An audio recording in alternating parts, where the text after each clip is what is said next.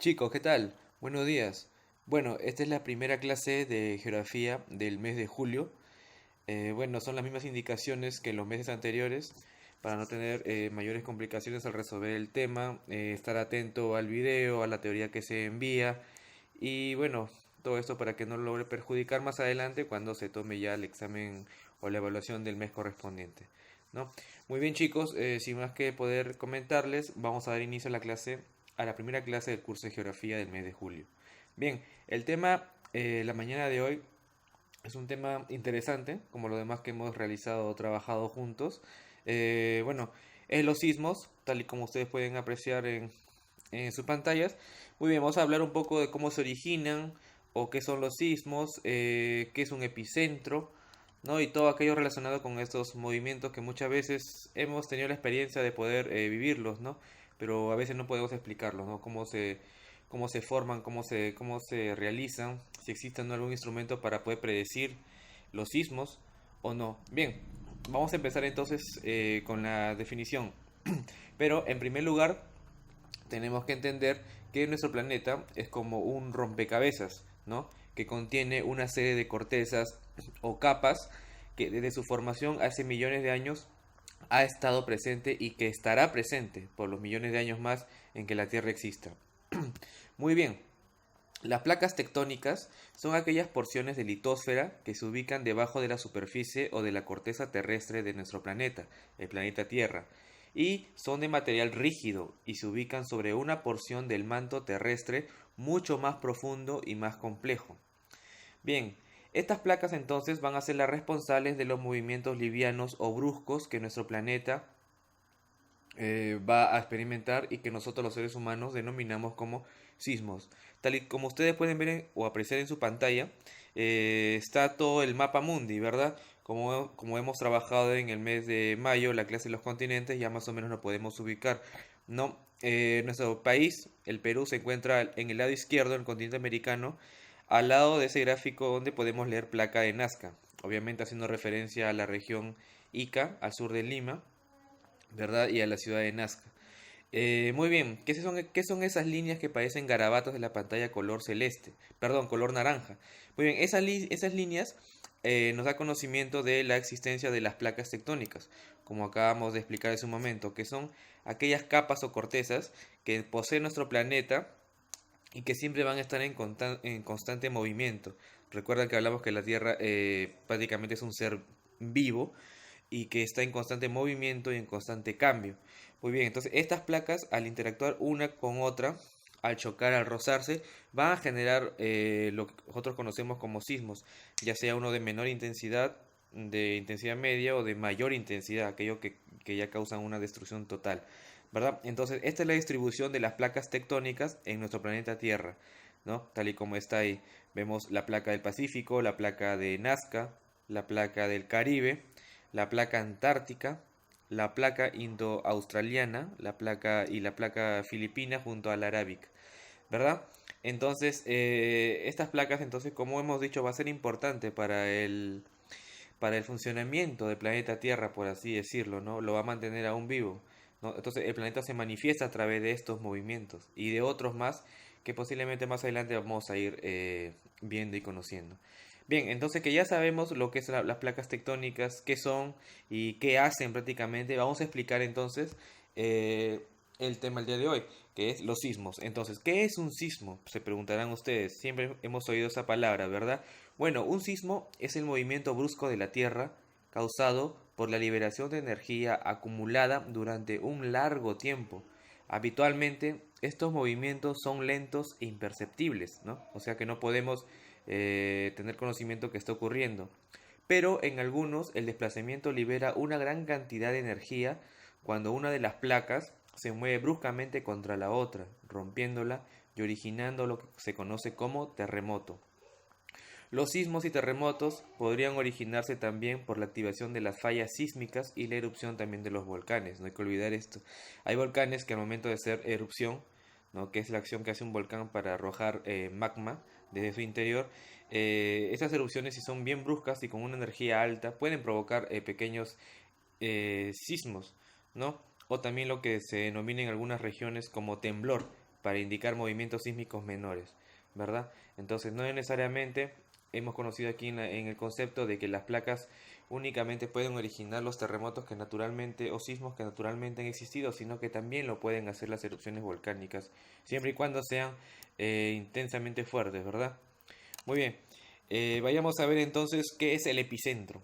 Bueno, bueno, el epicentro significa centro de la superficie y es el punto de, bueno, de la superficie terrestre que de forma vertical hace referencia al foco sísmico, ¿no? O sea, donde se ha originado un movimiento.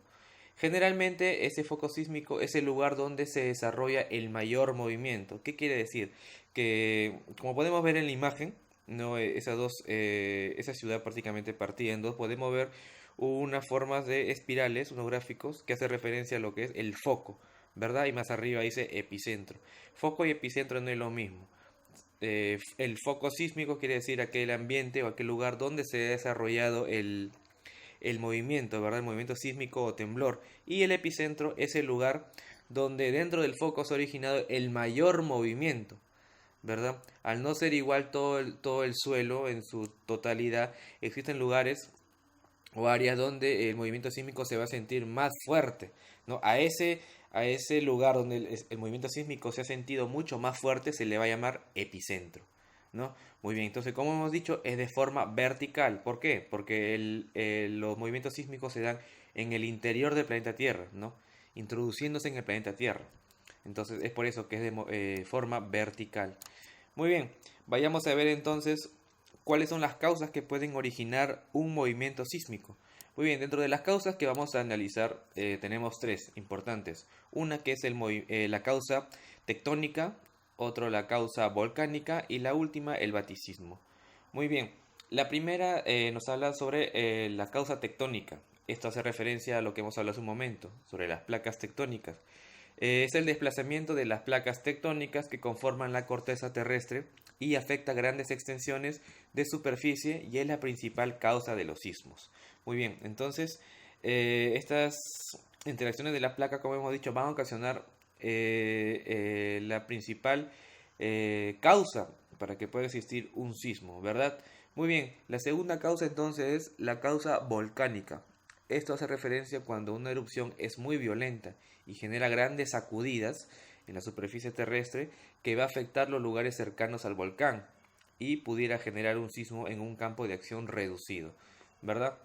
Al ser un volcán que está solamente en un lugar específico de un área, esa erupción violenta que va a ser y puede generar un pequeño temblor solamente va a ser percibida en ese ambiente, ¿no? A diferencia de las placas tectónicas que son grandes o enormes capas que pueden abarcar prácticamente océanos enteros, estos movimientos se van a sentir aún más, ¿no? Por ejemplo, en el 2010 se dio el terremoto y posterior tsunami en el país de Japón, ¿verdad? Uno de los más violentos de toda la historia. Fue tanto este movimiento sísmico que posteriormente ocasionó un tsunami, ¿no? Entonces, Japón podemos entender o podemos saber que está demasiado lejos del Perú, ¿no? Al otro lado del mundo, ¿no? Entonces, fue tanto este movimiento sísmico y el posterior tsunami que prácticamente arrasó con la costa japonesa, que se dieron una serie de alertas en algunos países del Pacífico, entre ellos Chile, Perú, Ecuador, Colombia, México, Estados Unidos, ¿no? Que se vieron preocupados porque había una amenaza de que ese tsunami que se originó en Japón pueda llegar hasta las costas de este continente, ¿verdad? Y también generar grandes estragos o desastres, tanto materiales como humanos. Entonces, esa es la diferencia que puede existir en una erupción volcánica con un movimiento de placas, ¿verdad? La erupción de perdón, la erupción de un volcán es algo más reducido al momento de poder percibir el terremoto o sismo, pero la interacción de las placas es mucho más grande, es mayor, ¿verdad? Se puede sentir un movimiento en otro continente, en otro país. Bien, la última causa entonces que puede originar un sismo después de la tectónica y la volcánica es el baticismo.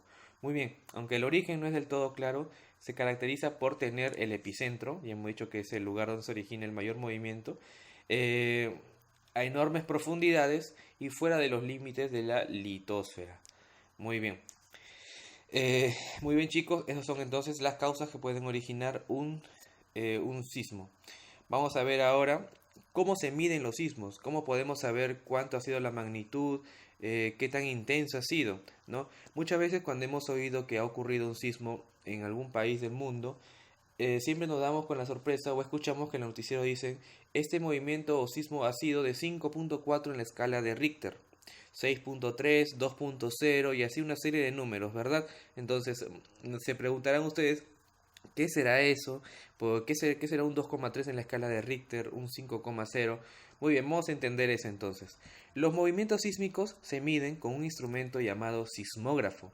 Los sismos tienen entonces dos escalas, una que va a medir la magnitud y la otra va a medir la intensidad. Bien, entonces la escala de Richter es la más usada para poder medir la magnitud de un sismo y a través de ella se puede conocer la energía liberada, ¿no? Muy bien, como podemos ver en la imagen, en la parte inferior o la parte de abajo podemos ver un pequeño instrumento con una especie de alambre, ¿verdad?